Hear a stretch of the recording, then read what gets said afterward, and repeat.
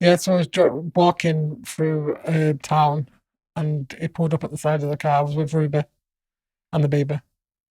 And he went, if you tell anybody what I've done or what you've seen me do, I'll shoot you. And then he showed me the gun and I was like,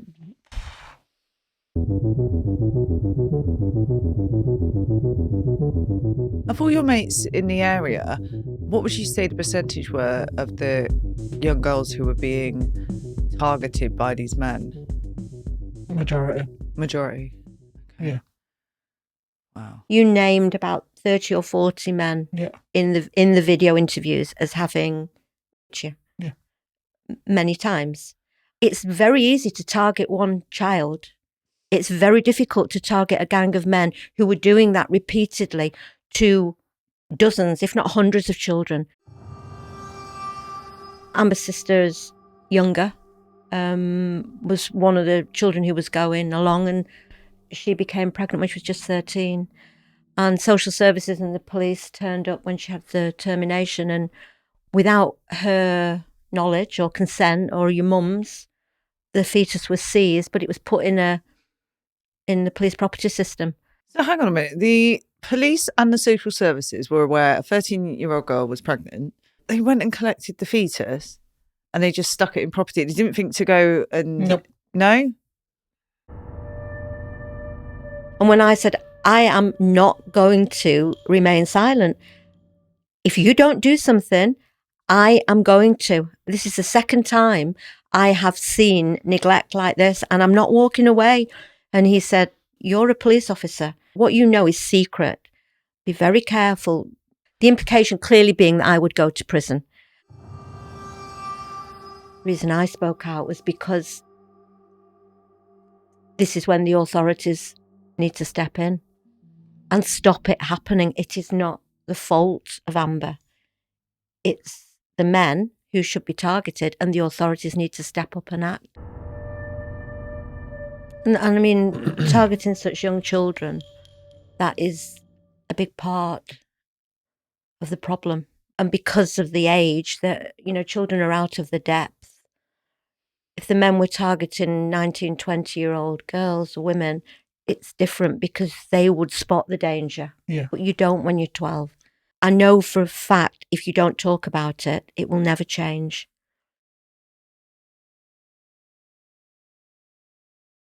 Hello, everybody. Thank you for tuning in. We have got Amber from The Three Girls. If you watched it on the BBC, this was 5 years ago. I've watched it. We'll just rewatch it this week. I mean, Jen is furious and just disgusted at the authorities. And there was two brave souls that really stood out. There was the health worker and there was Maggie Oliver. And these women, God bless them, the hurdles they had to jump through to get this out and get these monsters prosecuted when there was cover up after cover up after cover up. Absolutely sickening.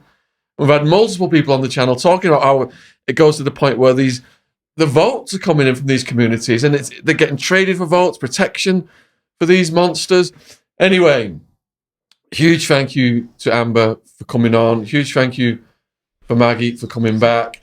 And Maggie sent me a video actually where Amber, in her own words, has put together her story. So we're going to start this podcast out showing you guys the video and then we'll pick up where we left off. I was 14. My little sister Ruby and her friend were 12. They started going there first, then Holly, then me.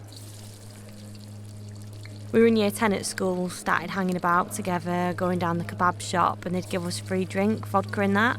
It wasn't like a forced thing, it was like, just bring your friends along. It was just casual. And I mean, obviously you want your friends to be there because you want to get drunk. I'd be pissed.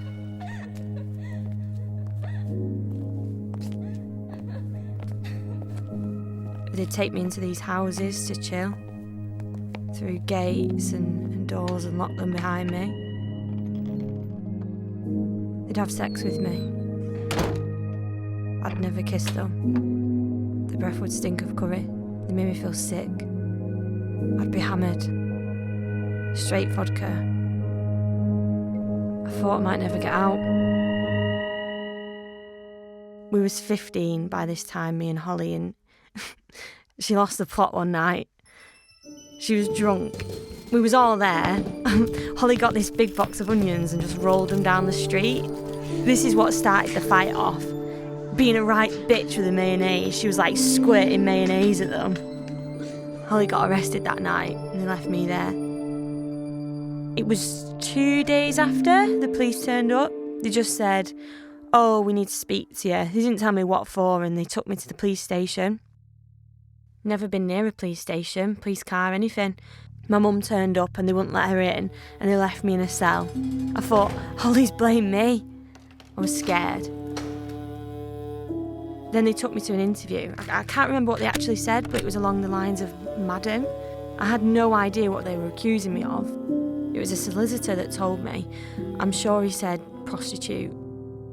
Well, prostitutes stand on corners, that's what that meant to me. I just, no comment to everything, because that's what the solicitor told me to do. And then they let me out, I don't know how many hours after. It was a long time. And then nobody spoke of it, my mum or anyone. Went back out with Holly same night. She thought it was hilarious. I mean, I thought it was hilarious. Back to the kebab shop that she just smashed up. Police did nothing. It was weird. They weren't asked. I used to think it was because, we weren't, privileged. They don't give a fuck if you're not from a wealthy background or whatever, just troubled kids. The abuse just carried on, passing us round the friends. He even threatened us with a gun, me and Ruby. He said, "If you tell anyone, I'll come back and I'll shoot you." We were scared. After that, we weren't really going to the kebab shop. It was more like going out. Someone would pick you up in a cab and take you to a chill house or up the moors, alone up in the moors, away from the road. No houses, no street lights, alone with a bunch of men. Pissed up. There to have sex with them.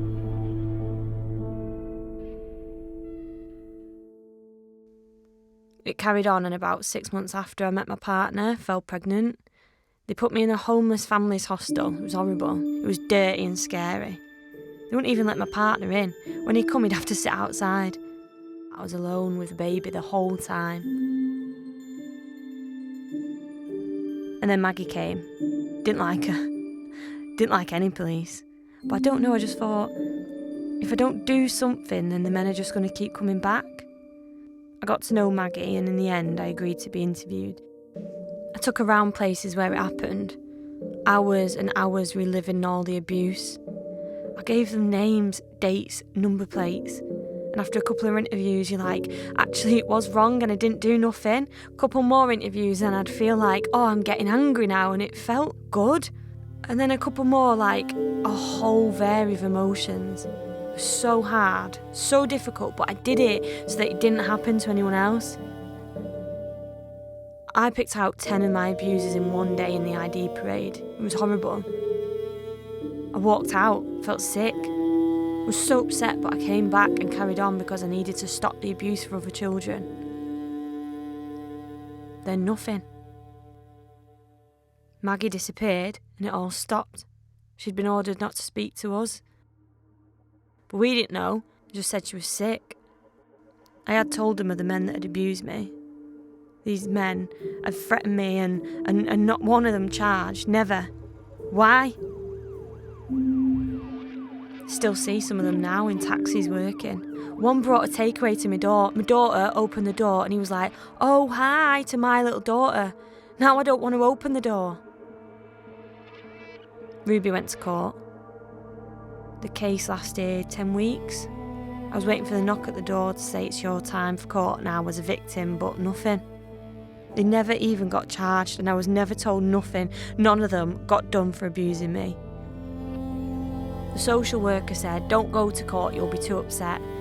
I found out 6 months after the trial, Maggie came to see me, told me that in court they'd been calling me an abuser, saying I was a part of the grooming gang. I didn't know. How can that happen? No defence, no solicitor, my name blackened forever. I was frightened, depressed. I helped police as much as I could, and it was all thrown back in my face.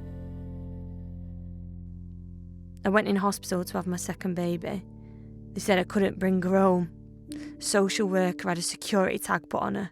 But they didn't have no paperwork. The matron just said, go home. I had to go to court 2 days later, and the judge said, why is the mother of a 7-day-old baby sat in my court? There's nothing here to report any danger. There was a hearing every month for a year and a half, but there was never any issue of my kids being neglected or in danger. When the judge closed the case, he said, go home and look after your kids because you're doing a brilliant job. We sued social services and we won that case. When Maggie said about suing the police and CPS, I thought, well, they did all that shit before, so then they can do it again. I just want my name clearing. Before I'd had my kids, I wanted to go to college, wanted to do childcare. I said I can't because I was a perpetrator. It's gone on and I've had to fight for more than 10 years for an apology. It just makes me feel sick. Getting that apology, it's like a weight lifted. Like I can actually go out and do something.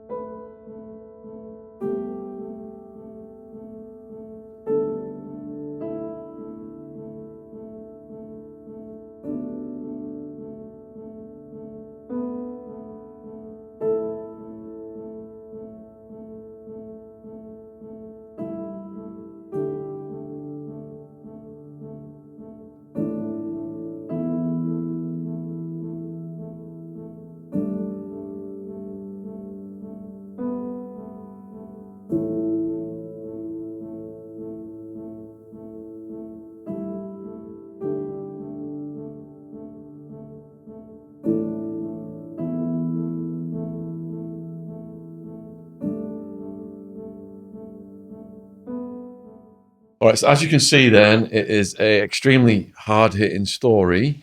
And if you want to support Maggie Oliver and her foundation, all of Maggie's links are in the description box below this video. So please go down and follow and support her important work. And a huge thank you as well to Amber, for coming on and having the courage to share this with the public to raise awareness. For viewers who are not familiar with your story then, are you okay just to go back and just take us through, how it started? Yeah. Thanks. Yeah, so when did it, what was it like for you as a kid then, basically?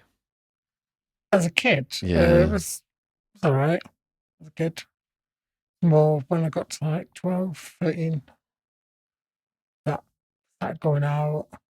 And then obviously the men started to befriend you in such as a sense. I think it must be really shocking for the viewers. You said you're 12, 13 and men Yeah. are trying to befriend you. Yeah. Could you remember what kind of things, like what methods they were using to befriend you? They'd tell you to come sit in the back of the takeaway if it was raining outside, or just tell you to come and sit in the back, just speak to you. And what were you and your friends thinking while this was going on? Because these are much older men. At first, it was fun. Mm. I'm not going to sit here and say it wasn't, because it was. It was fun. We used to have a laugh, get free beer, get free cigarettes, and then obviously, as the time went on, it wasn't as fun as what it was. So obviously at the start they were giving you free alcohol and cigarettes and stuff. And I mean, as a young teenager from our era, I remember it was prevalent to go out and get drunk.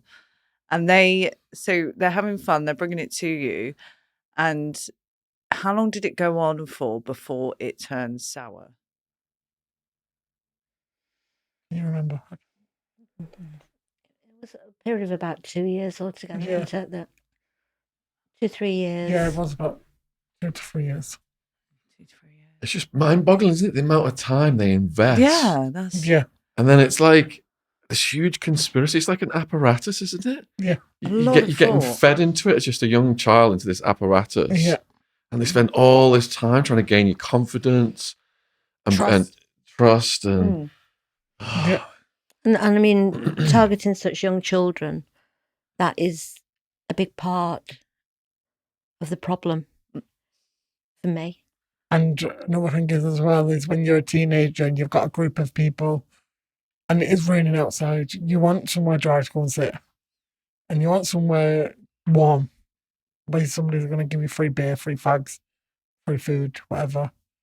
Yeah. So they're saying, come on in here. You're going getting your friends, bringing them as well, because why not? It's a place to chill. It's a place to do whatever you want there. So the documentary, like, it just showed there was 3 girls. There was many more. But I imagine there was loads more. There was many more. Many more when I went on that job. We knew of. Oh, gosh. I couldn't tell you off the top of my head. There was many. Yeah. I mean, I would describe it as a conveyor belt. Yeah. You know, you know, Amber's just said, you know, it starts off where you maybe go and keep warm, to watch a film, to have a kebab, to stay out of the rain. And then you meet other people and you kind of move up the ranks a little bit until it's not quite as much fun, like you just said. And then before you know where you are, you can't get out.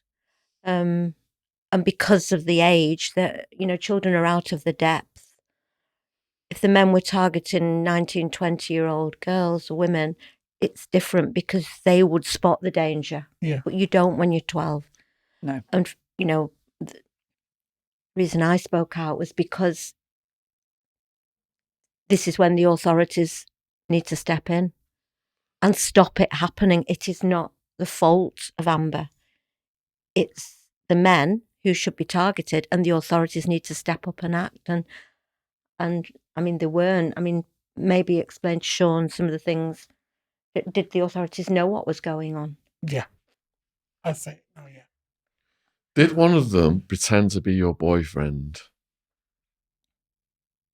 Not to the authorities. Sorry, that was very confusing. Oh, right, okay. Sean. Did one of the predators, did he pretend to be your boyfriend?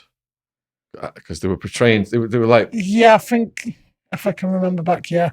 Yeah. And one of the characters, what was he called? He was like a main character called Daddy or something. Daddy, Kabir. Yeah. Was he a real person then? Yeah, he was a real person, but I think it's fair to say that he wasn't responsible for abusing you. No. Or Ruby. The case was, the court case was built around one girl, really, which was Holly from the drama. Yeah. And he was responsible for abusing her.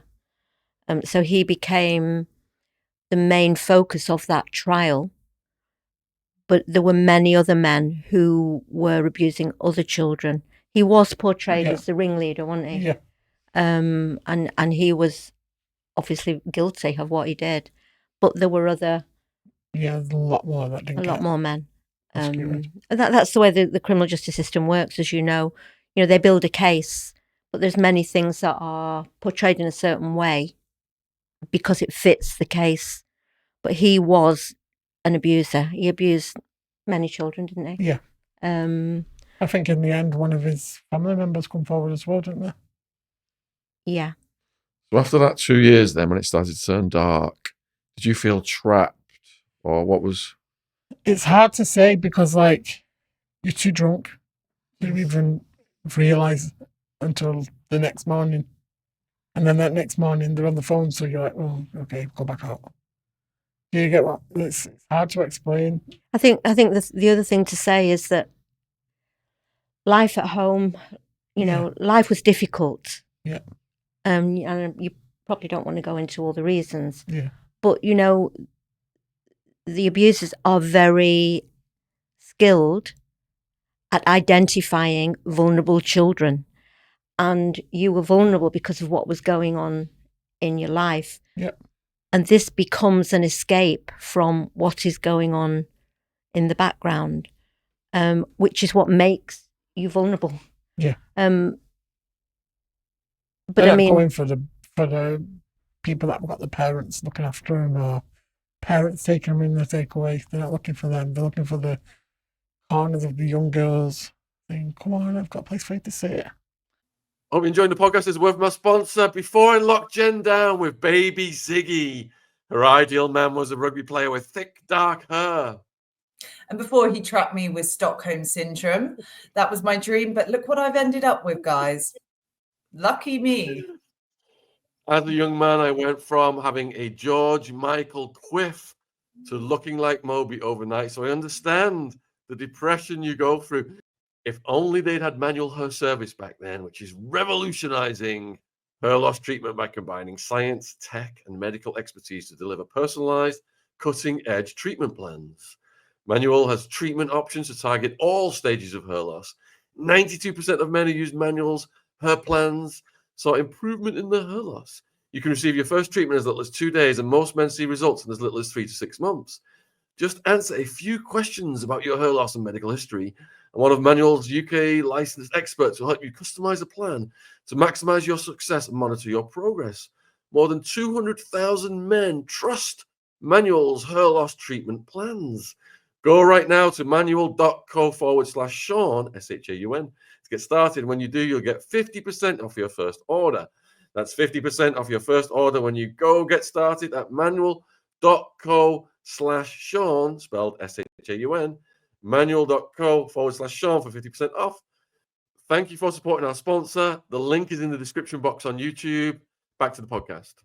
So was there a constant sort of conveyor belt of younger and younger girls coming through while you were there? Yeah, but they were most round my age. Yeah, I'd say the most were round my age, a bit younger. By that time, I was like 13, 14. They were like 12. So these girls, you became really close to them, Yeah. and you're all friends. You're all hanging out, drinking, and trusting these guys are your friends, and having kebabs and whatnot. And I did that as a child, not in a kebab shop, but we'd hang around the park. We'd hang around with older men to get drunk. It was really common back then. And so when things started to go dark, who did they target first? Did they target you all at the same time? Yeah. So one night it just went, they switched almost. And it's hard to be back in that moment. But what I remember was some man who's pretending to be somebody's boyfriend, and then that led to something else, and that's where the abuse started. That's when they was all like, "Oh, okay, next one." I think by the time the abuse starts, they see these men as friends. So, and And then wait there to is go really, back. you were taken by some of your friends, and Yeah. it becomes it's a social event. But the purpose of that social event is to abuse and exploit those children.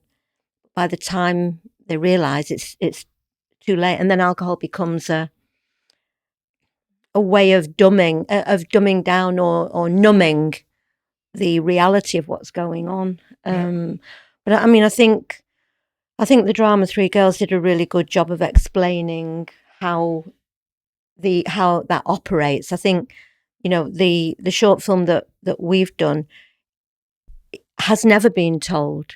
It tells the story of obviously Amber has never ever spoken before, and I know it's hard to talk about the actual abuse. So I don't really think. I think it's all known what happened. Yeah. But what isn't known is that from the abuse and actually getting out of the abuse. Yeah. You were out of the abuse before the police went anywhere near her. Yeah. And then gaining the trust of her, and through me, what happened after that potentially would have destroyed the rest of her life. I think there are so many children like Amber who have been abused, and it affects them forever. But I mean, if I'm not right, you tell me, but I'm not putting words in your mouth. But what happened to when she confided in the authorities, potentially would have destroyed the rest of her life. Yep. So you had already escaped from the abuse Yep. before the police came anywhere near. Yep. How long was it ongoing until you managed to escape? And how did you manage to escape? 2-3 years.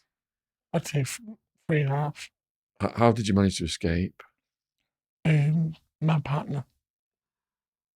And getting pregnant.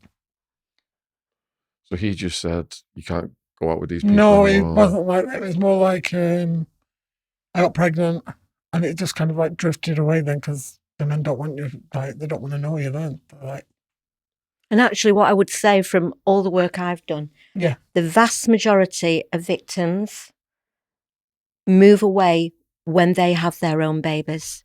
It's Yeah. often getting pregnant that is the escape route from these gangs, you know, and they're a little bit older. You were, yeah. how old were you? 16, 17? I was 17 when I got pregnant. 17.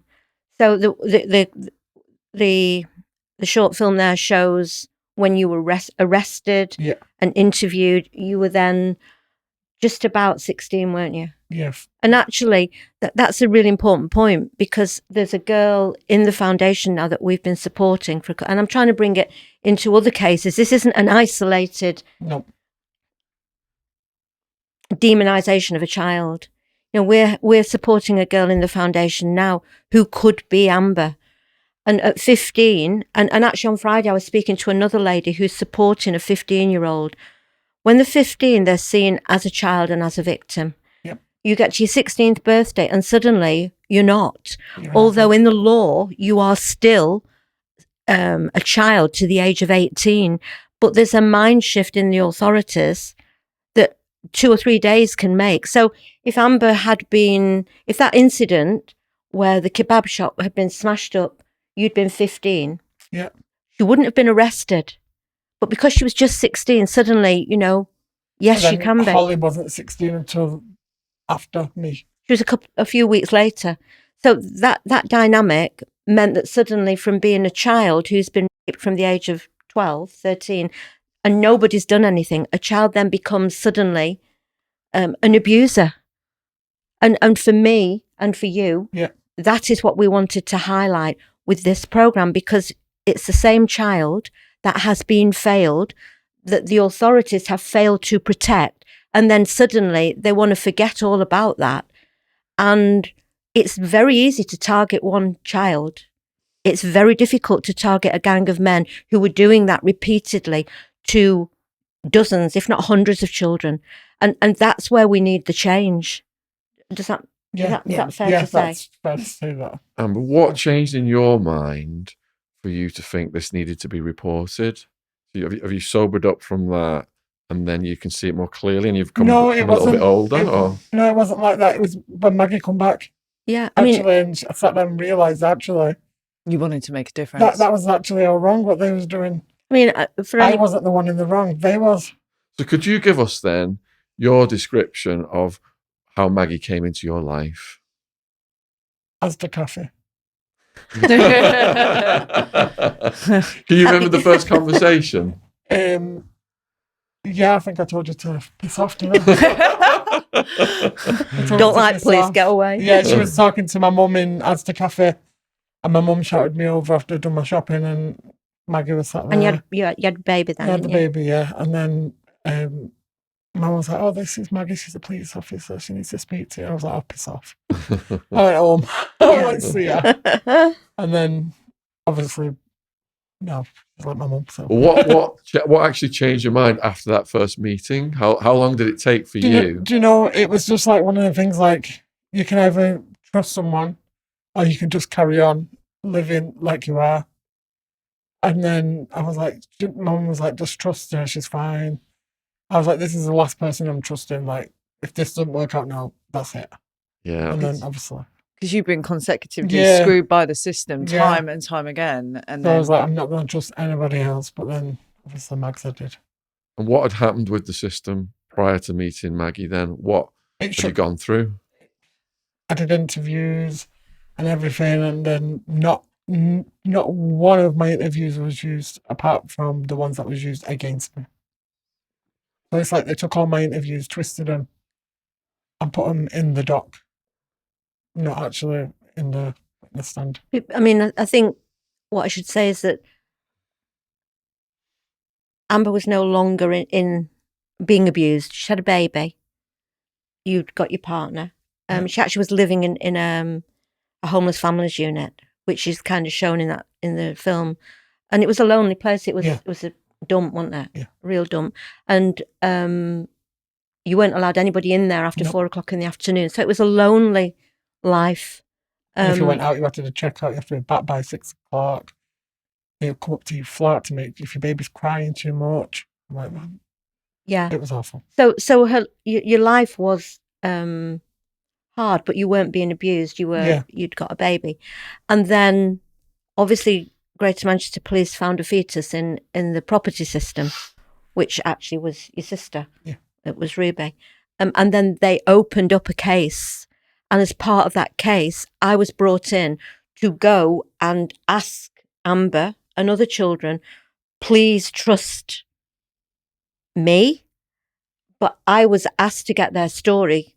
So, it wasn't that they came to the police and said, please prosecute these men. I went to you because I'd been asked by the top bosses. It was a big investigation to go and gain their trust. And actually that makes what happened so much worse because, you were getting on with your life. Yeah. You'd moved out of the abuse. There was no obligation to talk to me. The only possible reason for helping was to stop it happening to other children. And that makes what happened so much worse for me. Amber, when did you realise that what they were doing to you was really wrong? I feel like it was when I got pregnant. And then actually, like, with my partner, and I was like, and he was like, I don't think it's normal. And I changed my number as well. I completely changed the number. I got put in the mother and baby unit, and then that was it. Then I was like, nope. Did they leave you alone at that point, or did they keep trying to? They didn't have my number. They didn't know where I was. So. And you didn't bump into them on the street or anything? I did sometimes, but then it was just more of it was already going through court. People was already being arrested, and at that point, so it was like, do I speak to her or do I not? I think they was more scared to speak to me than what I was to bump into him. Maggie, were you aware of, during this case, of any witness intimidation to any of the girls? I do remember when Amber started speaking to me and the police. I did many hours of interviews. I'd take the baby in the back of the car. It was a real responsibility. But I respect. I'll never forget that. You put your life on hold to help others. But I remember that on one of the interviews that we did, you told me about a man who'd pulled up in a car next to you with a gun. Yeah. We knew the name of the man. We knew who he was. I went back and reported it. To this day, that man has never been prosecuted. He was never even arrested. And yet, what you remember? To be honest, I don't even think he was looked for. He wasn't looked for because I was kicking off about it. But you remember that incident? Yeah, I remember it. Yeah. Could you tell, Sean? Yeah, so I was walking through town, and he pulled up at the side of the car. I was with Ruby and the baby. I was with the baby. Yeah. Yeah, I was with the baby. Yeah, and he went, "If you tell anybody what I've done or what you've seen me do, I'll shoot you." And then he showed me the gun, and I was like, at that point, you're just like, let's leave. Let's leave. After that, I don't think I left the house for at least 5 weeks. Wow. Maggie, you referenced the fetus. Could you explain to the viewers the significance? Yeah, I mean, as I said, it's groups of children who go and think it's fun because it's exciting for a short time. Free pizzas, free drink. You might go out in a car. Amber's sister's younger, was one of the children who was going along, and she became pregnant when she was just 13. And social services and the police turned up when she had the termination, and without her knowledge or consent or your mum's, the fetus was seized, but it was put in the police property system, and it was just left there for a couple of years. Nobody did anything with it. And then just before I went on that job, there'd been a routine property review, and they'd found the fetus, and then I think that's one of the main reasons that the Rochdale case was put together, because suddenly they've got to do something. So hang on a minute. The police and the social services were aware a 13-year-old girl was pregnant. And They went she's and been abused from collected 12, the- hadn't she? Yeah. They went and collected the fetus and they just stuck it in property. They didn't think to go and... Nope. No? That's something seriously wrong They, there. they did nothing with it. And even when... Because I think my sister as well thought that that was it. They knew enough to make the Abortion, effort then to go abortion. there.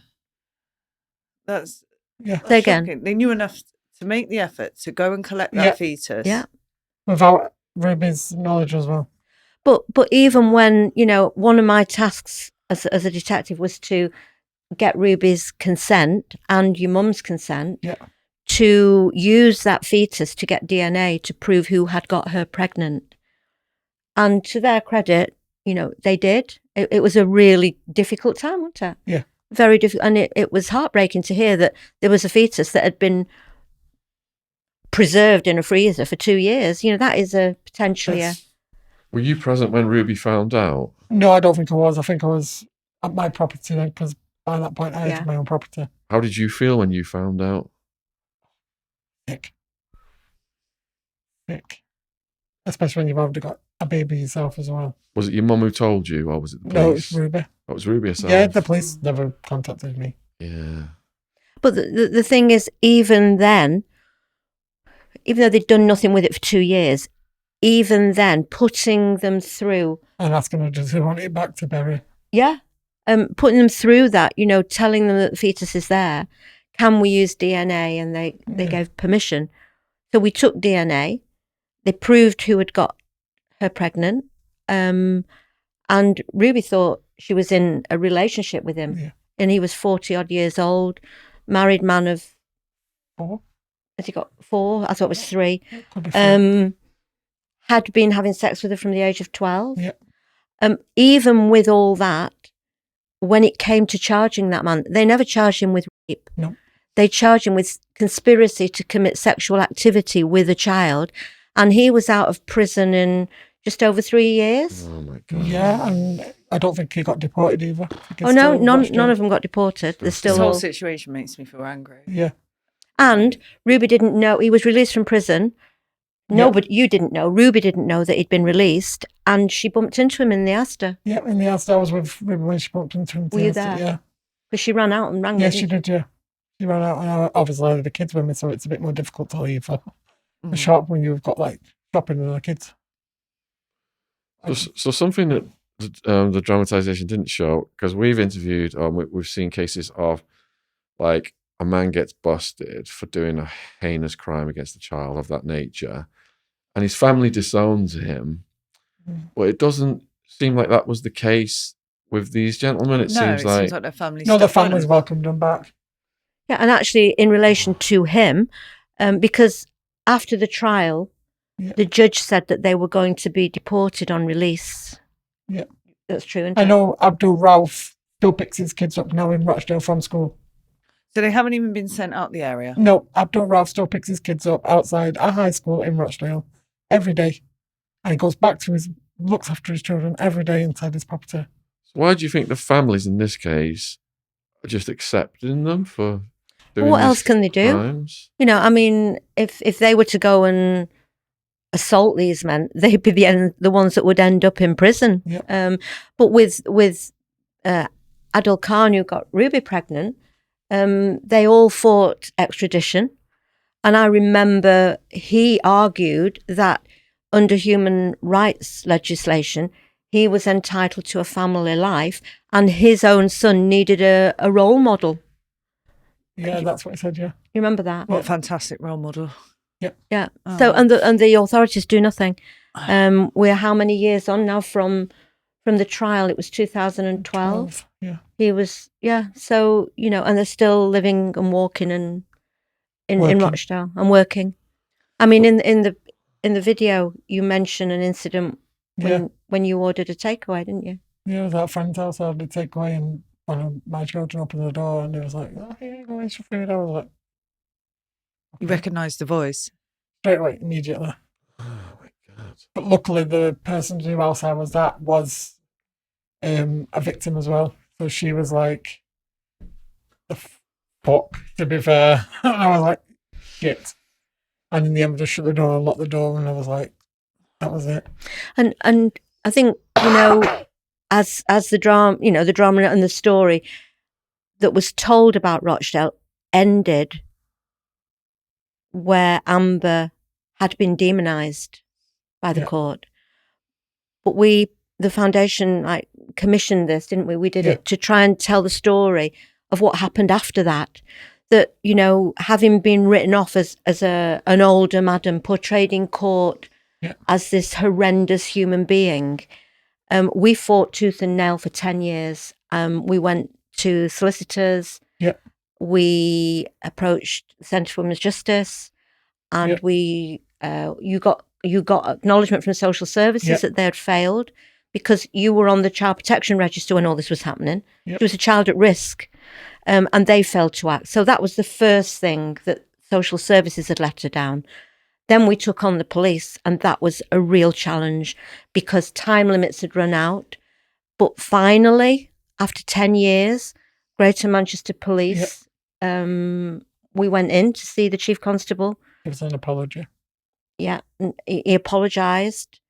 He admitted that case and how Amber had been treated was borderline incompetent, that all your rapes and abuse were now formally recorded as rapes, that you could take those men now to a prosecution if she wanted to, and was acknowledged as the victim that she always was. But what happened in the intervening years, when you had been treated like public enemy number one? I mean, tell Sean what happened with the baby when you had the second baby. Yeah, they put a tag on her, but let me leave the hospital. But there was no court order. No court order. The fact that she'd been portrayed as an abuser, which was never the truth. So they obviously seen her paperwork and just then tagged. Well, what happened was that I walked off that job because they decided they were no longer going to use Amber. After months of interviews, they decided that they weren't going to use her as a victim. But a year later, they decided that they needed her evidence to run the trial. And then the only way to do that, as we've spoken before, Sean, is you've got to be either a victim or a witness or an offender to have your evidence in a court. So they had to portray Amber as a bad person to get her evidence into court. But then that carried on after the trial, and they tried to take her children away from her based on the fact that she was a pedophile, which was never true. So now that has officially been acknowledged publicly and officially. But it's shocking that the authorities would do that, And I know of one girl, as I've said, that the foundation is now supporting, that could be Amber, but she went to prison when she was arrested when she was just 16. And 2 weeks before that, she had been at very high risk. She'd been through the same sort of situation. I wonder how many other Ambers there are in the country. Of all your mates in the area, what would you say the percentage were of the young girls who were being targeted by these men? Majority. Okay. Yeah. Wow. So when your meeting started with Maggie and you were starting to trust her, Yeah. What were you hoping to achieve at that point? I feel like it was closure and for nobody else to go through what I went through. I wanted some closure. I wanted somebody to be held accountable for their actions. But that didn't happen, did it? So how long were you guys having meetings before it got shut down? About 8 months. Yeah. 7, 8 months. You know, she did numerous video interviews, and we had a tiny baby. So I'd, pick her up pretty much every day. Yeah. And we'd have a baby in the back of a car. Good job, it was a good baby. Got baby seat, and we'd go to a video interview suite. And then you would drive me round and point out the locations where all the abuse, the sex parties would happen. You identified a lot of locations. And then we planned the first of what was intended to be several ID parades, didn't we? No, that was hard. The ID parades was more harder than the interviews, I'd say. How so? What's it like? Because we've never. You've got to like put 9 people. Is it 9? I think it was 9. 9 people on a board, but then you have to pick the one out who abused you. But they all looked very similar. Yeah. And I think I got 9 out of 9 on that, and they still didn't use it in court.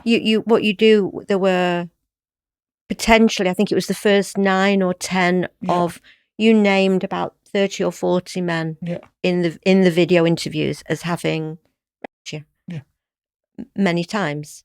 And so we, to do an ID parade of, now they're called Viper. So they used to be in person, you'd bring 10 people, I think it was 10 people, you'd bring 10 people in and you'd look at them all. Well, it's a lot easier actually to pick one if you've got the person in front of you, because identifying somebody it's as much about the mannerisms and how they move. But now they do it mainly on photographs. So an ID parade is a Viper, but for each of those 10 people, Amber had to look at a bank of, I think it's 10 people to identify one. So actually you've got 100 people that you're looking at. Yep. And it was a really, really traumatic day. That was a hard day. So before they cut Maggie off from you then, you didn't know. Did you have high hopes at that point of these guys getting prosecuted? You're the ones that did it to you. 100%. And then when Maggie went dark, you're like, where's she gone? What was going on then? Did you feel let down? The other police officer, Declan, and I asked him, like, where's Maggie? And he was like, oh, you're not allowed to contact her. Granddaughter's really poorly and you're not allowed to speak to her. She's ill. And I was like, okay, that's a bit strange. And I was forbidden from contacting the family. It was horrible. At that point, I was like, right then, well, now I ain't trusting news because you told me to trust Maggie and I did. And then now you took her away. So that crushed you psychologically? Yeah, so I was disappointed. Like, a bit weird. And then you obviously left. And how long was the lull between when you left to when you were able to speak to Amber again? I'd say 6 months. It's more than that. Was probably. it more? Yeah, I couldn't go back and speak to her till I'd resigned. Yeah. So it was probably about a year. And I knew, because initially you did ring me. You remember you rang me to tell me that one of the... Yeah, I think I remember this. Do you want to tell that story? I think it was about one of the men. Yeah, it was. Yeah, I remember that. And she said, I'm not allowed to speak to you. Like, I've been not allowed. Yeah, she rang to say that one of the men that we were trying to find was living in a flat and gave me the address of where this man was. I took that information into the team, or passed it on, because I was no longer working on that case. Passed it on to the team, and actually nothing happened. Nobody did anything, but he was a dangerous man who had raped a girl at knife point, wasn't he? Yeah. So I don't think he ever got arrested. He didn't, to the best of my knowledge. He was never prosecuted. No, never arrested. How frustrating was it, Maggie, watching Amber from the side, knowing that all her evidence was going down the pan? It was traumatizing. You know, I gave Amber my word that if you trust me, I will look after you right through this process. And suddenly they said, we're not using Amber anymore.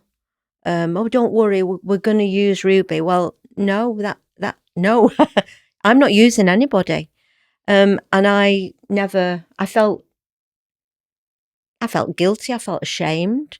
It was like, the way I see it is they didn't want to use mine, put me as a victim at that point, put me through court, because I knew it would have taken them a lot more longer to go through my interviews than what it would everybody else's.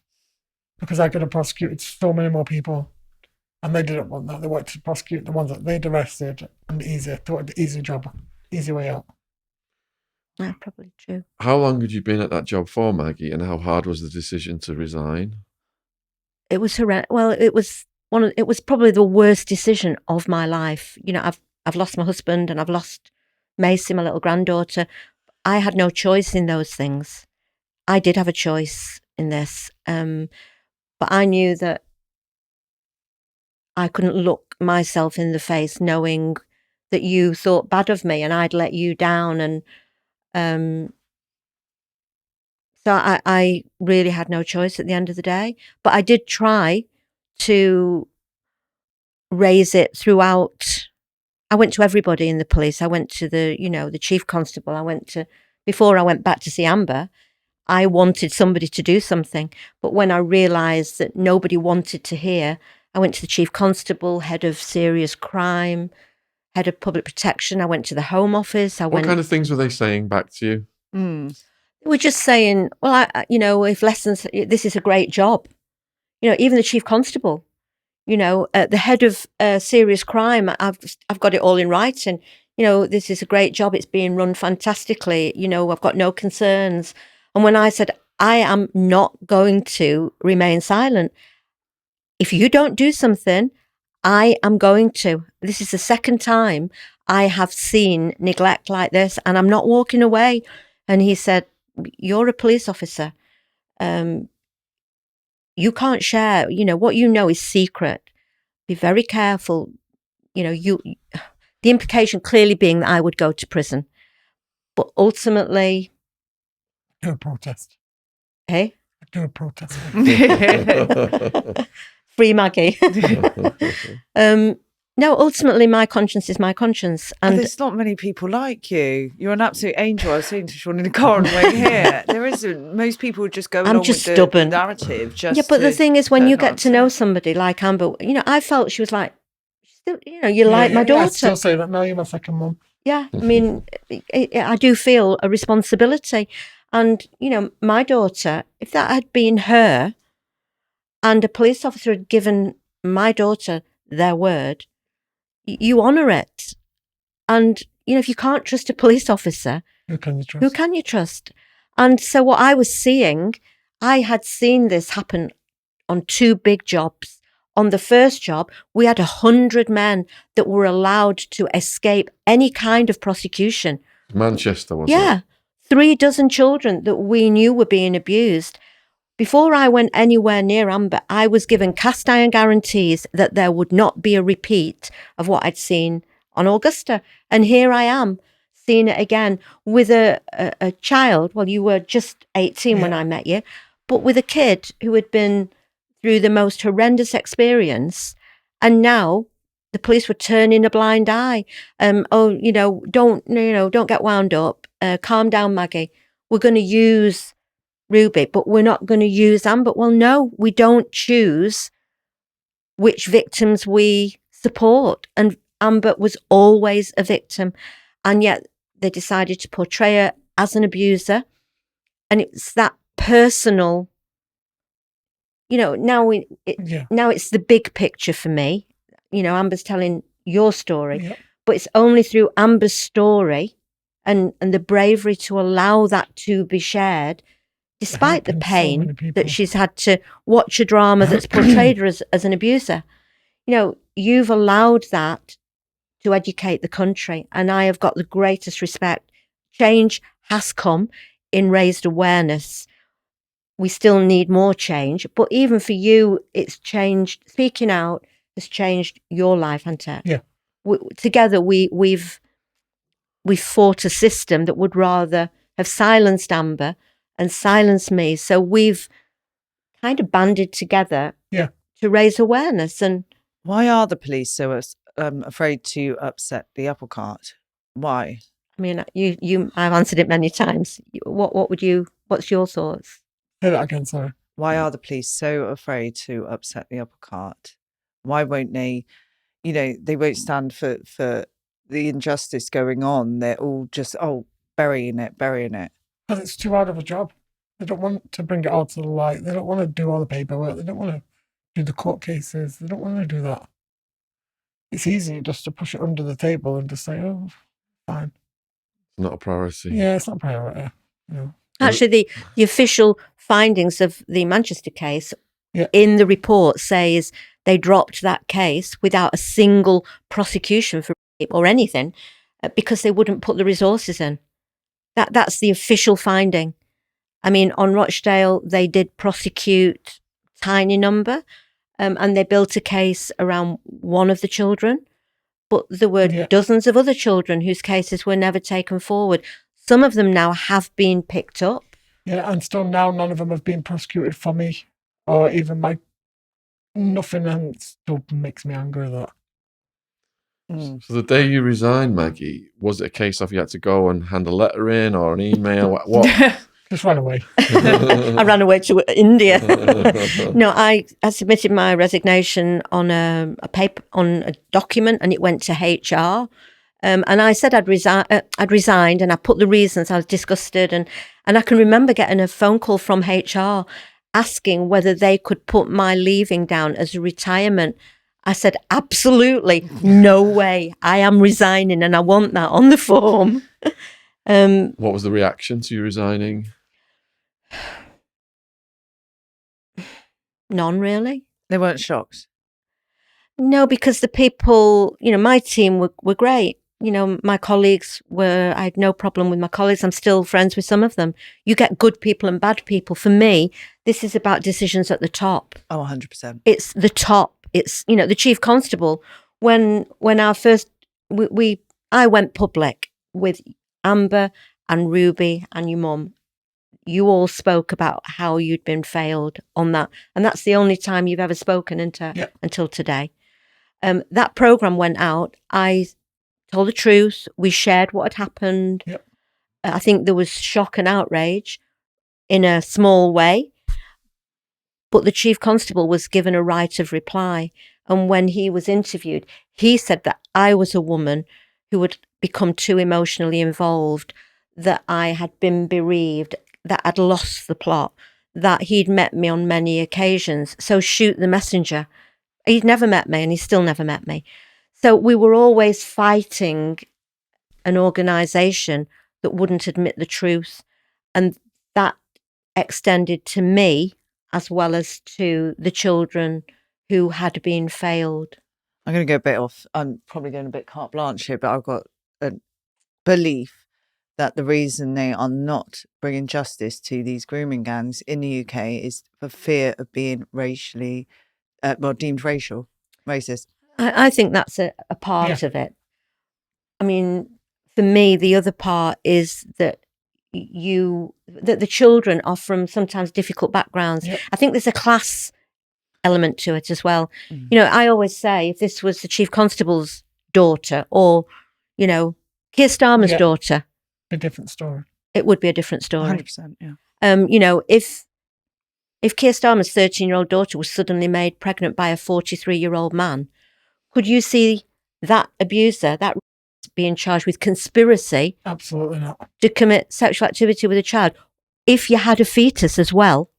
It's just inconceivable. So there is a judgment that kids like Amber don't matter. Who is ever going to listen to them? And actually, if you'd been all on your own, you would never have cleared your name, would you? Nope. No. We've had to really fight. Well, how many years is it now? I'd say 15, 16 now. No? I first met Amber in 2010. I was going to say about 2010. And I resigned in 2012. So we've been fighting this for 13 years. And it was this week, finally, that Amber has been awarded criminal injuries compensation. And Finally. she never did it for the money. Nope. And you can never undo what's been done. But you deserve it. Yeah. How soon after you resigned did you go and see Amber? Immediately. Yeah.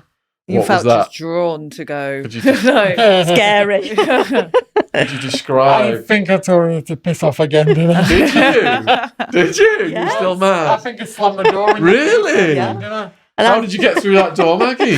I just kept knocking, let me in. But I understood. Yeah. No, I basically fucked off. I'd given all these promises. 8 months of your life with a tiny baby, going for interviews, unburdening your soul. Yeah. Actually, you put your trust in me, and I would have felt the same way. She thought I was a liar, that I'd used you, but I hadn't. So there was no way I wasn't coming in. Because you'd been lied to by the police in the meantime, So hadn't much. you? Yeah. So Because you was they were trying to get me to do more interviews, and I was like, no, I've done enough interviews now. And they was like, oh, you can go to court, and then obviously they lied about that. Did you feel like they were trying to screw you over? At that time, I didn't. I think I was just tired, to be fair. I just wanted just to hurry up and just be finished with it all. So when Maggie finally got in and you were speaking to her, Finally, yeah. and she explained what had happened, how did you feel at that moment? I thought she was lying. Still.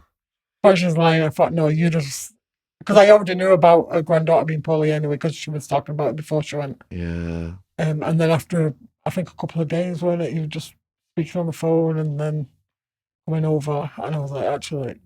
So it took tell a the few truth. days for you Yeah. to be convinced. I think she's actually telling the truth here. So if you got rejected during that first meeting, Maggie, after you've resigned to go over there, how are you feeling at that point? Devastated, but I understood. Yeah. I'd be the same. People are not stupid. I've disappeared off the face of the earth for over a year, and suddenly I reappear. Of course, they're going to think I'm a liar, Yeah. and I've abandoned them, and I've, and what do I want now, kind of thing. And that's actually what I said to you. What do you want now? But what happened was, when I told, because at that point, Amber did not know that in the trial, This is true. they had portrayed her on the indictment as one of the abusers. Nobody had ever told her, ever. And it was over a year from the trial. It was 15 months after the trial. Yeah, because after... No, it wasn't, sorry. It was 6 months after the trial, but it was about a year after. And nobody had ever told her that. But what had happened was you had just had second baby. Yeah. And she had just been imprisoned in the hospital with the baby tagged. Yeah. Didn't understand why. And then when I said, Amber, you do realise that you were included in the trial as one of the gang of abusers. Yeah. And you remember what? At first I thought they just wasn't using my evidence. I thought they took Ruby's, took the other girls, they don't need mine, they've got enough. And it went until Maggie said that, and I was like, at first I was like, what's that? What does that even mean? And then she explained it, and I was like, Oh, no. oh, actually. Nope, yeah. And she was like, did you have a solicitor? And I was like, no. Did you have anyone? I was like, no. She didn't even know. No, and I was like, I didn't even know, because I remember saying to my children's social worker at the time, well, if I'm not a part of the court, I might go and see in the court, like be a watcher. And then she said, no, you don't want to go to court because they're making you out to be the bad person. And at that point, you just think, are they though? I don't think they are. And then when Maggie come back and told me that, actually, it made sense. Because she was telling me not to go. Don't go because they're deeming you as a monster in there. And I was like, but they're not though. And then obviously Maggie but I think, that. I mean, I know I'm going to be repeating a little bit of what I've said previously, but I think for anybody who hasn't heard your other podcast, I think it's really important to say that before I was allowed to speak to Amber, right at the beginning, the top lawyer in the CPS scrutinised all the evidence, because Amber had already been arrested 2 years before I met you. Yeah. Went no comment because there was no evidence. But that's where this idea first came from. So the top lawyer in the CPS, who was in the complex case unit, he studied everything, and he said, this girl is a victim. She is just a victim. We don't need to do anything else. You go and gain a trust the same as we are with other children. And I was given permission then to go and speak to Amber and her family. And that's why we did all the interviews. So they then changed their mind and said, we're not going to use her. But there was no suggestion that she was one of the abusers, because it was officially, I mean, whoever gets an official acknowledgement they're a victim from the top lawyer in the CPS. But Amber did. Yeah. And then a year later, when they're ready to go to court, they've already dropped Amber. I've walked off the job. They need her evidence in court. Still to this day now, they've never come back and told me that I won't be used in court. or my evidence won't be used. No, Or Because they nothing. knew they were smearing your Like name behind now, your back. the perpetrators are getting out. They still haven't contacted me and told me. but could you? Really? Could, Sorry, that Nothing. shocking. They've never, Nothing at all. Nothing. I've not had nothing from the aren't they? police since Isn't it? 2012. Like the last time I did the interview is the last time I ever went to the police station. I mean, could you imagine though, if they'd arrested Amber at that point to say, we are going to, Yeah. you are going to be one of the perpetrators, and she'd had, you're entitled to be arrested, cautioned, Lawyer. you're entitled to legal representation. If they'd arrested Amber and a solicitor had gone in and said, you are going to be charged or you're going to be part of the conspiracy, any solicitor would say, well, we've got an official document here from the top man in the CPS saying that you're not. Nothing had happened in the intervening time. So I believe that's why they kept it secret, so that they could say what they wanted about her without any defence or anybody fighting Amber's corner. And then in order to justify what they'd done, they then had to prove that she was a paedophile and or argue that she was. And they could, if that was true, they couldn't have left her in charge of young children. So that's why they tried to take her children away from her. But they failed because we went back, we went straight to a solicitor, and I became involved and fought her corner. So she never lost her children. Good. But she would have done, because they would have said she's a pedophile, and she never was. So those are the things that I'm trying, we're trying to share that with this program. It's only a short story, but they're the consequences of what would have happened. Yeah.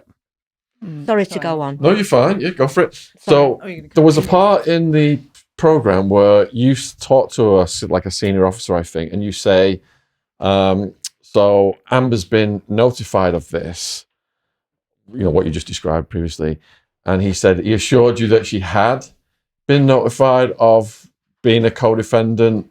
Never. Was that just a blatant lie? Did that happen? Never happened. Oh, it never happened. That entire scene never happened. Oh, sorry. Oh, no, it never happened with me. Okay. No. Was that in the drama? Yeah, it was in the drama. Well, it's not true. So he said, she would have been notified that she is a co-defendant. She knows everything. This is not going to be any nobody surprise had. After I walked off that job, because of nobody spoke to Amber ever until I went back to see her. Is that that's true? That's done out to this day. They haven't. Nobody's ever gone and said, "I'm sorry, we're not going to take your case forward." Actually, when we went to see the Chief Constable a couple of years ago, it was Stephen Watson, and I'm incredibly grateful to him that he did take action.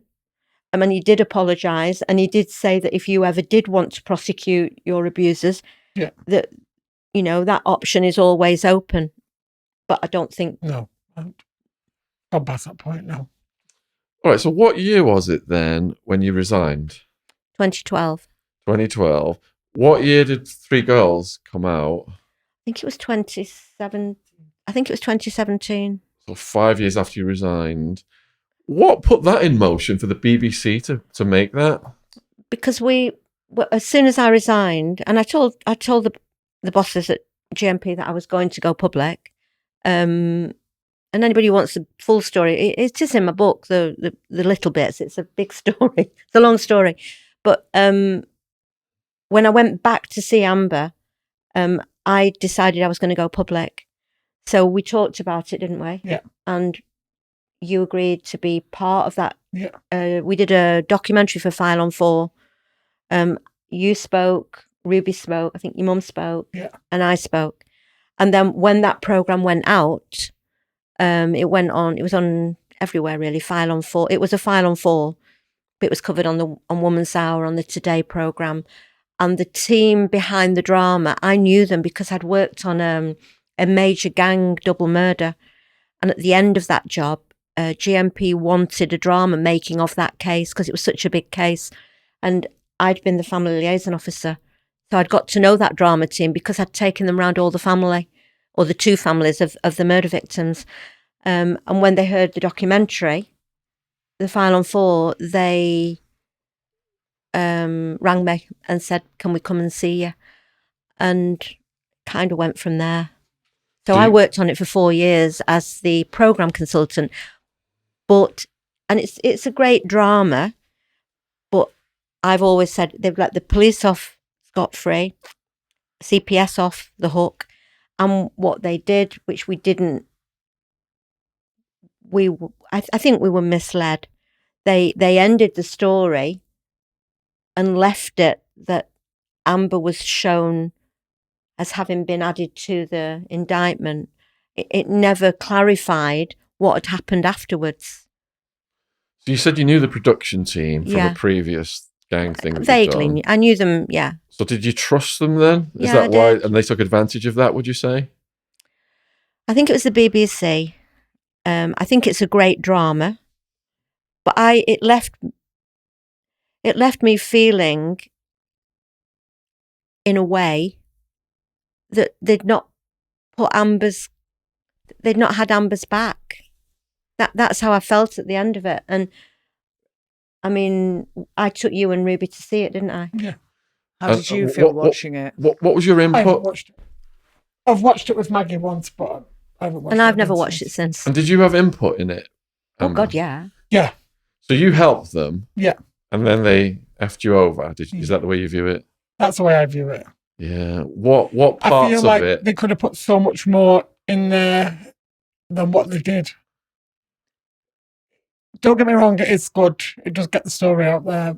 But I feel like if you was to watch that and you was a hater against Amber, there's a lot in there that you could twist it and say, actually, she is in the wrong.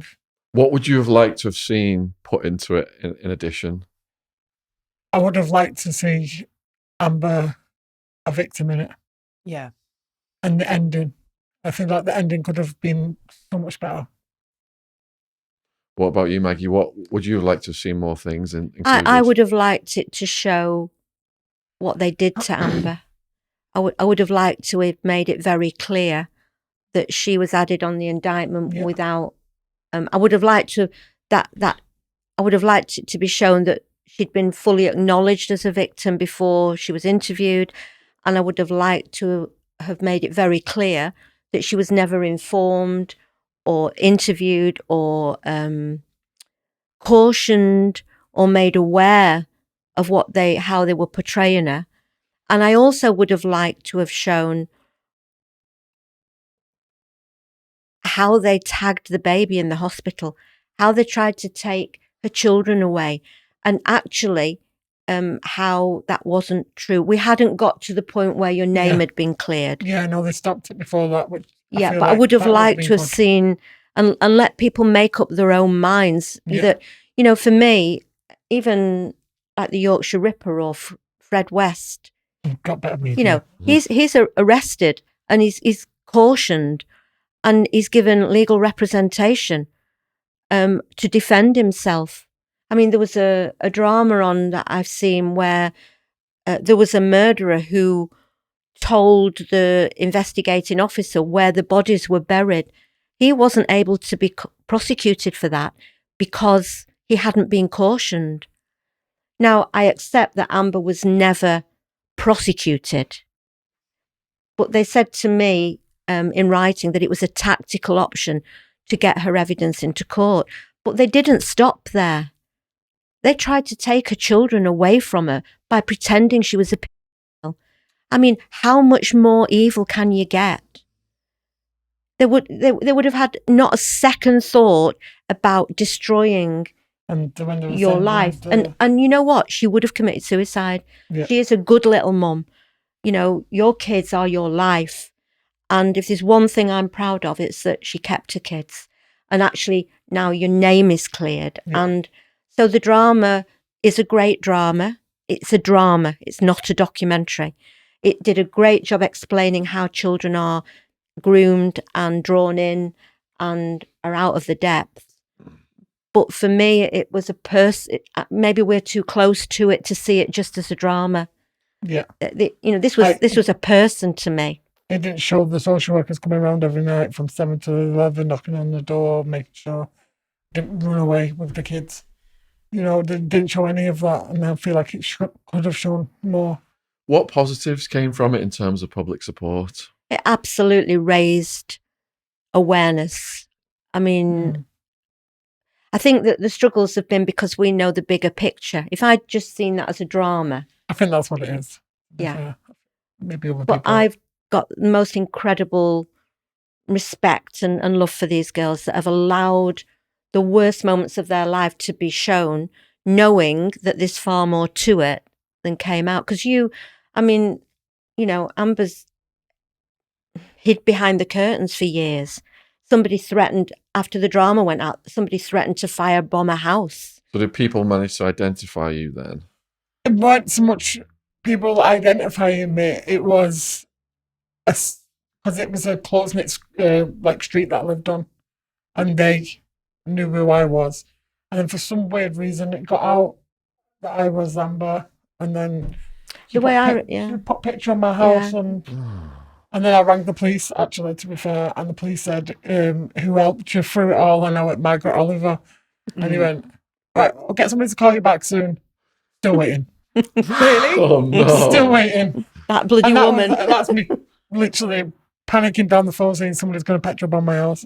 That was a 999 call. And then they rang me back, and they was like, who did you work with? And I said, Margaret Oliver. Went, okay, we'll get the inspector to ring you back. Still waiting. So Maggie resigned in 2012. Yeah. The program came out in 2017. So that caused a wave of public support. Yeah. And then did it die down after that? Yeah, it comes in waves, but I think now, wherever I go, obviously nobody knows Amber recognised, but everybody knows me. Wherever I go, people come up and say great things about you, about how badly you've been let down, about there is awareness now about the system. I don't think there is now any doubt in the minds of people that a child like Amber should have been treated as a victim. So I do think without the drama, we wouldn't, because we won 6 BAFTAs. And actually, I think it's really important to say as well that, was it last year or the year before, we went to London? Yeah, I think it was the year before. The year before, and Amber was awarded the Emma Humphreys Prize for holding the state to account. So the police have acknowledged all their failures. It doesn't make it right, but at least it's acknowledged. Yeah. The CPS have never acknowledged. We've been to London, haven't we? Yeah. To meet the CPS, to ask them to say they would never do this to another child, add them secretly onto an indictment as a tactical option to get evidence into court. And they refuse to apologise. They've refused to say they won't use it again.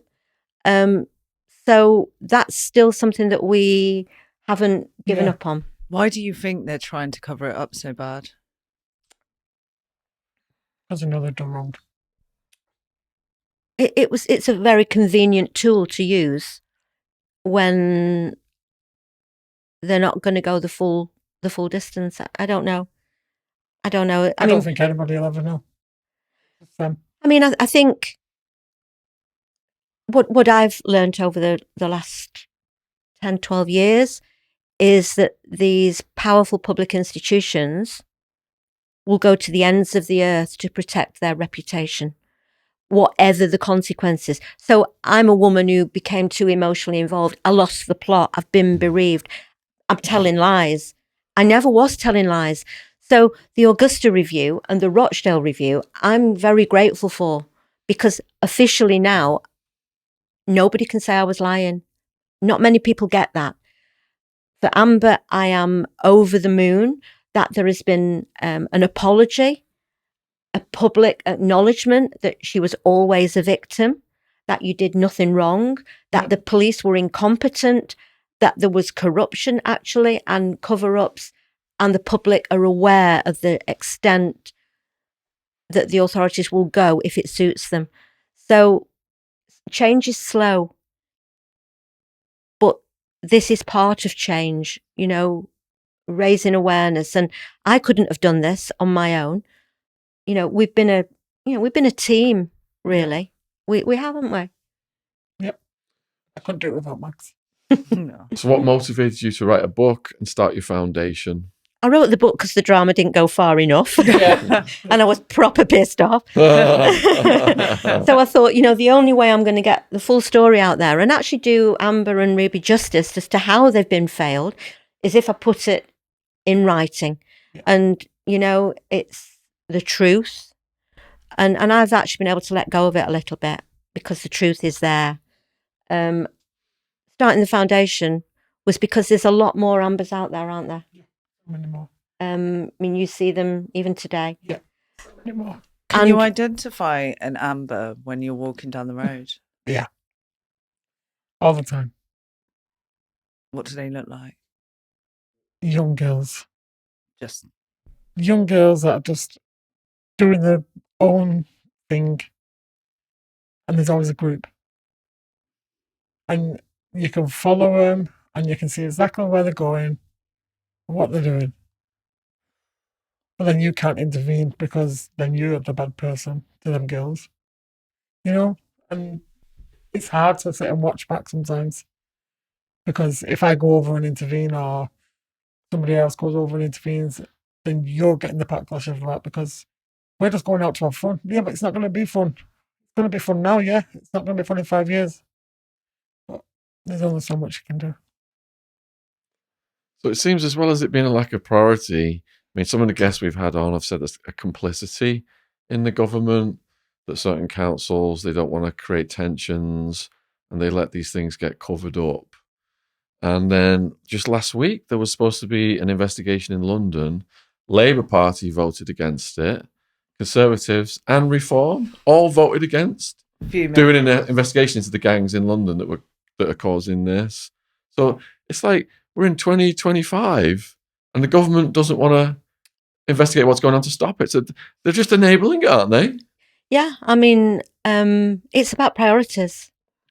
And it's about, we've got a criminal justice system that's on its knees. So this is part of the problem. Amber's just said she can spot these children who are vulnerable. So can the police. So can the authorities. And yet they're not easy cases to prosecute. I accept that. But when you've got somebody like Amber who's named the men, identified them, pointed out the locations, is willing to go to court, for me, that's the duty of the police then to take it forward. Yeah. You're not with a fetus, a child who's given an interview, knows the man, you've got DNA. You send out a signal that man is prosecuted for, and actually goes to prison for 25 years for me. Yeah. Because you've got everything on a plate. So if even with that, he's out of prison in 3.5 years, what kind of message does that send out? And There's no consequences? No consequences. And the children who are in the place that Amber was in when she was 12 and 13, they see that and they feel that if they go to the police, they could be Amber. They're going to be blamed or criminalised or let down. So we have to change the whole mindset. And the responsibility lies with the adults, lies with the police, with social services. Yeah. Amber and Ruby were on the child protection register whilst they were being abused by these gangs. And it's fair to say that your mum was raising a stink. Yeah. And was threatened with being thrown out of the meetings if she didn't shut up. Really? Yeah. Yeah. So, your mum was very helpful when I tried to get to know you. So their problems, that they are, it's not easy, but there's nothing more important for me than child protection. When did your mum realise what was going on? About a year after it started. There was actually a lot going on at home. Anyway, your mum was kind of absent in some ways, wasn't she? Yeah. Was it a brother had died? And then you'd lost your brother. Yeah. It was just all it was just a mess. So the authorities were aware. I often say that we should intervene as a society early, and because you can spot the problems. Yeah. If somebody had looked. Yeah, you could have spotted them. You could have spotted them, but Nobody takes action until it's too late, and then it's easier to blame than Yeah. to help back, at this point. I agree with that. Would you agree with that? Yeah. So it's like there's tens of thousands, possibly even more, hundreds of thousands maybe, of girls this has happened to. It's like this huge organized crime apparatus has grown in our society. Now, if you look at in America when the mafia grew, they introduced laws, crime syndicate laws and all this stuff to shut them down and give these people big sentences at the top. Our government is refusing to even investigate what's happened instead of introducing laws to shut this down. And if you ask anyone on the streets, what should the government be doing about this? They'd be like, lock these beep up and, throw away the key. Yeah. So what can you do when you're up against that? I don't know. We've asked ourselves that a lot of times. So many times. All I think we can do is raise awareness, talk about it. And hope girls come forward. Yeah. I mean, when you hear Keir Starmer just, 6 weeks ago saying, victims like Amber and people like me were talking about it, we're far right extremists. Well, we're not. Address the issues. It's always put off like that, though, isn't it? You're racist. Yeah. No, it's not about race. It's not about race at all. It's for me, it's statistics, isn't it? Yeah, it's about child protection, and it's about the law. And if we shouldn't be looking at anything. We shouldn't be looking at the racial elements. We shouldn't be looking at the fact that the children are often vulnerable. The law is the law, and if the evidence is there, it should be equal. And we have to address it. So when Keir Starmer was called out by Elon Musk for enabling the grooming gangs, it seemed it went international again, the story. Did that cause a new wave of support for you and your foundation? Yeah. I mean, we've helped nearly 5,000 survivors and Amber comes to our fundraising ball, and, I see this as there's two parts to this. Is helping the individuals, Amber's different because she's like my daughter, really. But those who come to us today are not like, I'll never get that close to anybody again. But every one of those victims or survivors needs somebody to hold their hand and fight their corner. So if they're going through the system and they're being failed, they've got somewhere to come. And that's why I started the foundation. But for me, it's the system that needs to change. And at the moment, I don't see any evidence that anybody really wants to get a grip. They hope it will fade away again and nothing will change. But for me, people power will change the country. And this is one area that we have to change it. Yeah. 100%. If we cannot protect our own children here in the UK, what's the point? It's by far the most disgusting, despicable crime that is it really is an epidemic here. So there have been a few divisive characters who've highlighted this situation. Do you think they've helped the cause? I always think knowledge is power, and we have to communicate and we have to share the truth, have difficult conversations. But every time you have those conversations, somebody else is shocked or somebody else wants to become involved and wants change to come. I know for a fact if you don't talk about it, it will never change. So I don't think we get hung up so much anymore on wanting change today because it's not going to happen. But it'll change over time. And, recovery is a journey, where you started to where you are. I've seen enormous, 5 years ago, you would never have done this, would you? Absolutely not. It's a big deal. And I know you still find it. I still want a break now. Yeah, we're about to finish. All right, okay. So is there anything that you would like to say to the viewers who've watched this in conclusion, maybe parents who have concerns? What are your thoughts? Reach out to the Maggie Oliver Foundation, because I don't want to sound thingy, but the police never helped me. it was Maggie that helped me. And I'll always say that. And I'll always say I wouldn't be where I am without Mags. Oh, God bless. And she knows that, don't you? Yeah. What do you say to the viewers, Maggie, in conclusion, who are concerned about this ongoing issue? I would say use your voices, demand change, shout it from the rooftops, really. And if you need help, if you're reporting, if you're a victim who's being failed, as Amber says, you can come to the foundation and we will fight your corner with you. If you are an Amber who has never talked about what's happened to you and you want somebody kind, empathetic, support, and just to process what's happened to you, then come to us, because we have some fantastic ambassadors who will give you a call every week and help you move forward with your life. So when you said demand change, how can they actually do that?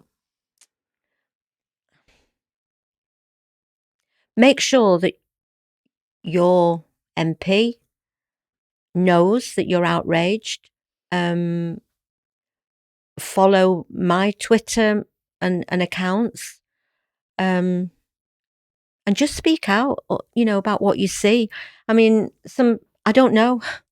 I've got to the point where I think when we started this journey, when I started, I was so naive. I didn't think that the chief constable knew what was going on.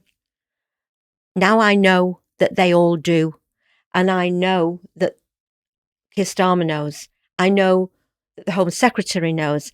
I've got a legal team now who have put in a pre-action protocol letter demanding that the government implement all the 20 recommendations of the National Abuse Inquiry. And if they don't publish a timescale by Easter, I am taking them to a judicial review. So those kind of things, please support what we're doing. I would like to see chief constables standing in a court charged with gross criminal neglect. I would like to see one in prison for failing in their duty to protect children knowingly and deliberately.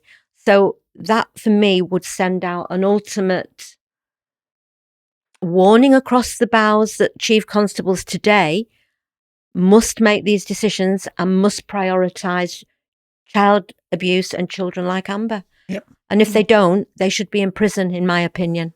And the sad thing is there's a lot of good police. Yeah, there are. The policy comes down from the top, doesn't it? And the Yeah. ones that are allowed to rise are the ones who are playing ball. Yeah. Yeah. So, Jen, you got really upset when you were watching The Three Girls. Have you got any final thoughts? I'm exactly what you were saying there, Sean. I was going to ask Maggie, like, because when I was watching it, I just had this real urge to go out and find these girls, find the perpetrators, attack them. I don't know what I can say on YouTube. Be careful. And take the law into my own hands. And I know I can't. But like you said, you just got to use all the social media platforms everywhere we can to just keep speaking about it, keep making it prevalent, relevant, until this is dealt with. And it needs to be dealt with today. It's disgusting. It upsets everyone here in the UK. Anyone who isn't upset by this is a monster. Yeah. And I would agree. But I mean, if somebody, we offer a legal advocacy service in the foundation. So if you're a victim, or you're a parent even, who has reported this abuse to the police and it isn't being taken seriously, and you feel you are being silenced or you're being blamed, then come to us, because we are now building links with some police forces. There are good people in there, and we're finding some at higher level. So that's one way of making sure that your child or your case is taken forward. I don't think that there's a magic wand. No, never will be. But I think we just have to keep sharing what's gone on, what is going on, and demand change that we need, and adequate sentences. Yeah. And proper charges. Trafficking isn't an adequate charge. This is child rape. What is the maximum sentence for that? Well, if they choose to charge with trafficking, then it's a slap on the wrist. Because conspiracy to commit sexual activity with a child. I don't know what the actual maximum is, but it's not like the sentence maximum for. I think the most one out of the 9 got for that conspiracy I'm sure the 7 years, was it? I can't remember I mean, but even if they're sentenced for 8 years, Yeah, they're out in 4. It gets halved anyway. And then they take off that however much time they've spent on remand. So Adil Khan was out in less than 4 years. I think he was sentenced to 8? 8. But he was out in like 3.5 years. So, you know, when they say, oh, such and such body's getting 25 years, no, they're not. They'll be out in 10 years, 12 years. Back to their families. But that is a very exceptional sentence. It's rare. I think we're seeing it more, actually, than back then. So viewers, if you want to help keep the pressure on, all of Maggie's links are in the description box below this video.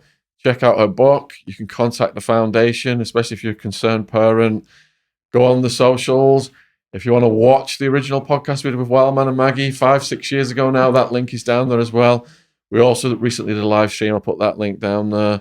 Let us know in the comments what you think about this. We will be reading them, trying to gauge your opinion, because we feel that the absolute priority of law enforcement should be to protect the children. And it's disgusting that people like Amber are getting treated as thrown away children. We couldn't care less about them. They're not a priority. We're not going to put any resources into this. And some of the cops we've interviewed have said, I joined to arrest the predators and the bad guys. But, you know, the orders came down from the top and we couldn't do anything about it. The whole justice system is upside down right now. And Keir Starmer is a part of the problem. He's, by not investigating, not doing the research and making changes in the justice system with the sentences, putting these, there's got to be consequences. They just do these short sentences, go back to the families, go back to the jobs as if nothing has happened. It's never going to end. And they reckon it's just ongoing now. There's an absolute epidemic of it. So please support Maggie's work. Let us know in the comments what you think. And we'll see you next time. Thank you for tuning in, folks. And thank you especially. You are so brave coming here today and speaking out. We really appreciate that. So much love for you, Amber, Maggie. Thank you. Thank you. Cheers. Bye.